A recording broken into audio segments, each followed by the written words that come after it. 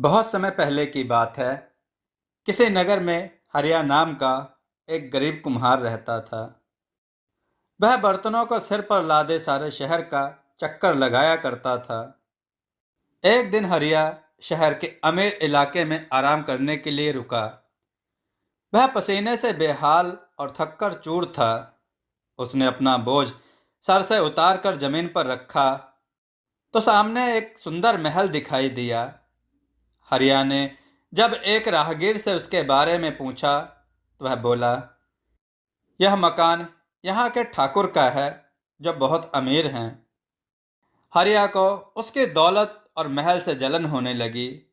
वह कुछ देर सोचता रहा, फिर खींचकर अपने आप से वह बोला, कुछ लोग कितने किस्मत वाले होते हैं, उनके पास सारी दुनिया की दौलत होती है। ये लोग किसी काम को हाथ नहीं लगाते, इन्हें अपने बाप दादा की जायदाद मिल जाती है और ये सारी जिंदगी बैठकर मज़े से खाते हैं। लेकिन मेरे जैसे लोग दिन रात काम करके भी कुछ नहीं कर पाते।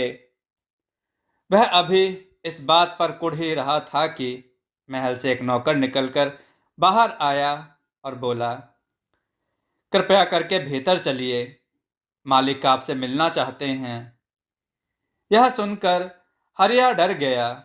उसने सोचा कि कहीं उसकी बात ठाकुर ने सुन तो नहीं ली। हरिया को पूरा यकीन था कि अब उसे सजा मिलने वाली है। वह नौकर के साथ महल में गया जहां एक वृद्ध व्यक्ति बैठा था। उसने हरिया का स्वागत किया, उसे खाने की मेज के सामने बैठने को कहा जिस पर भोजन और मदिरा रखी थी। वह बोला, दोस्त, मैं स्वर्ण सिंह ठाकुर हूँ। मैंने तुम्हारी बात सुन ली, लेकिन मैं तुम्हें बताना चाहता हूं कि मैंने ये दौलत कड़ी मेहनत करके और खतरे मोल लेकर कमाई है। मैं तुम्हें अपने जीवन में आए रोमांचक पड़ावों के बारे में बताना चाहता हूं। यह सुनकर हरिया हैरान रह गया। उसने सोचा था कि अमीर आदमी उसके साथ बुरा बर्ताव करेगा, लेकिन वह तो बहुत नेकदिल आदमी निकला। उसने हरिया से भोजन करने के लिए कहा। हरिया ने जीवन में इतना स्वादिष्ट खाना कभी नहीं खाया था। इसके बाद जब वह आराम से बैठ गया तो ठाकुर उसे अपने जीवन के किस्से सुनाने लगा। ठाकुर ने कहा, मेरा जन्म अमीर घर में हुआ था, लेकिन मैं मूर्ख था। मैंने अपने पिता से मिला सारा धन यूं ही गंवा दिया था। इसके बाद ठाकुर ने कहा, मैं अपना बचा हुआ सामान बेचकर और उससे कुछ जरूरी सामान खरीद लिया। मैं ऐसे नाविक व्यापारी दल में शामिल हो गया जिसके पास एक जहाज था। वे दूसरे देश की खाड़ी से होते हुए पूर्व के देश की ओर जा रहे थे। उन्होंने अपने देश से यात्रा आरंभ की। रास्ते में उन्होंने बहुत से नगरों और बंदरगाहों से माल खरीदा। एक दिन वे एक ऐसे टापू पर ठहरे जहां हरियाली दिख रही थी। उनमें से कुछ लोगों ने सोचा कि वहां कुछ देर आराम कर लिया जाए। वे लोग अलाव जलाकर बैठ गए। तभी उन्होंने देखा कि जहाज पर सवार उनके दूसरे साथी हाथ से कुछ इशारा कर रहे थे, लेकिन उनकी समझ में नहीं आ रहा था कि वे क्या कह रहे हैं। दरअसल उनके साथी यह बताना चाहते थे कि जिसे वह टापू समझ रहे हैं वह एक तैरती हुई धरती थी। इससे पहले कि उन्हें कुछ समझ में आता, वह तैरता हुआ टापू टूटकर बिखरने लगा। सभी लोग समुद्र में तैरते हुए चीखने चिल्लाने लगे। उनके पेट में खारा पानी जाने लगा। ठाकुर जानता था कि अपनी जान बचाने के लिए हाथ पैर मारना छोड़ देना चाहिए और किसी ऐसे चीज को पकड़ना चाहिए जो पानी में ना डूब सके। ठाकुर ने लकड़ी के उस टुकड़े को पकड़ लिया जिससे अलाव जलाया गया था। फिर वह उस लकड़ी को पकड़कर तैरने लगा। उसे अपने साथियों के बारे में कुछ पता नहीं था।